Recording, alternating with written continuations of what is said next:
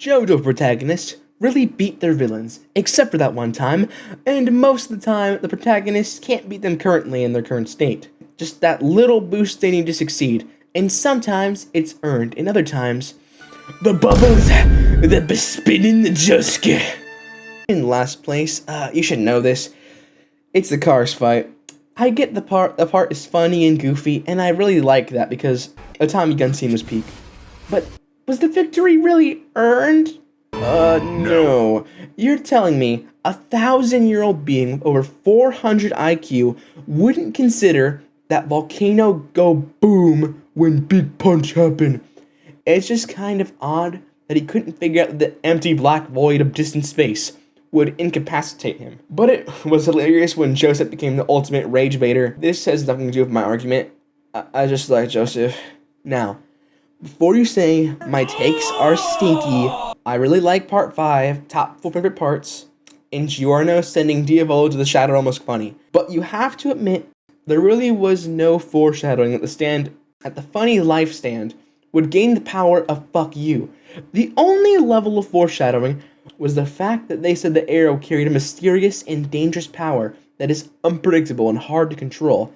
That's pretty much it. Not much left to be said besides fly high, Doppio. And those three other guys. And Turtle. Part 8 spoilers. Skip to this timestamp. First off, was it ever foreshadowed by literally anyone that the spin would be relevant in this part?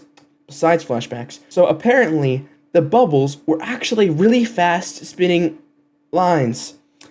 If this were always in Josuke's kit, I think he would notice the giant ball-shaped holes of death, or the fact that he had seen all nature is made up of rectangles, but I do guess he is related by blood to the guy a little bit, and out of all characters to do like this, I'm happy it was Tori, because he's kind of a weirdo, so I'm fine with him getting atomized. Now, part 3 is a really interesting case here.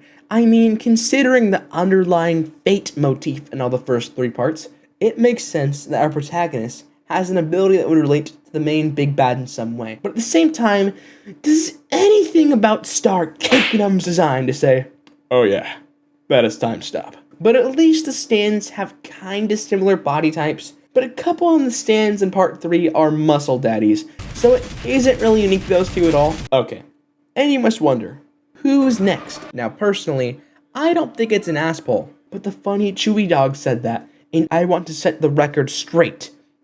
Almost 2 years later, it makes sense for Johnny to have a final form. As his legs progress, his stand does, and as said many chapters before, the concept of infinite spin, and finding the life and rectangles inside of living things. It was foreshadowed back when Act 2 was a thing. Also, quick little side tangent, this better be animated good, or I swear I will personally go to David Productions and kindly state that I'm really sad. Also, I'm procrastinating, please help. I can't make this video right now, guys. I made a whole ass other video to help my procrastination, but then I procrastinated on that. So, I made this video.